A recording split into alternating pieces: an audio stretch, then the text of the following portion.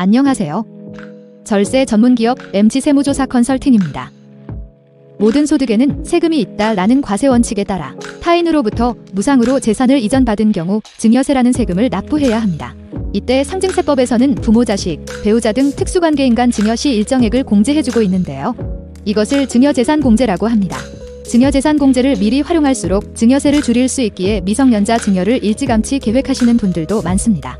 오늘은 미성년자 증여의 절세 포인트와 주의사항을 정리해보겠습니다.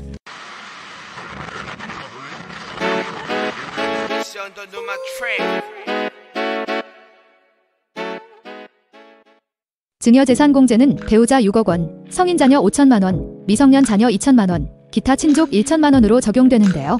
증여재산공제의 갱신주기는 10년으로 공제 한도를 채웠다면 최초 증여 발생일로부터 10년이 지나야 추가 증여 시 증여세가 발생하지 않습니다. 따라서 미성년자에게 증여 시 공제 한도를 최대한으로 활용하기 위해서는 출생 직후인 만 0세에 2천만 원을 증여한 뒤 만 10세에 2천만 원을 추가로 증여하여 총 4천만 원의 비과세를 적용받을 수 있는데요. 이때 직계존속에는 부모와 조부모, 증조부모가 모두 해당되는 점에 유의해야 합니다.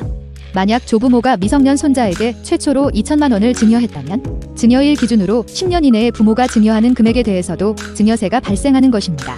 최근에는 미성년자에게 주식을 증여하시는 분들도 많은데요. 주식 증여의 경우 증여세가 고정되지 않는 것이 특징입니다. 주식 증여 시에는 주식 증여일 2개월 전부터 2개월 이후까지 총 4개월간의 최종 시세가액을 평균으로 하여 증여가액을 결정하고 주가로 평단가를 계산하여 세금을 부과하게 됩니다. 하지만 증여 당일에는 당연히 2개월 후의 주가를 알 수 없습니다. 따라서 2개월 후 주가 변동으로 인해 증여하는 금액이 2천만 원을 넘기지 않으면 문제가 되지 않지만 주식의 성장폭이 높은 경우 2천만 원이 넘을 수도 있기에 주식 증여 시에는 시기 선택이 정말 중요한 요소입니다.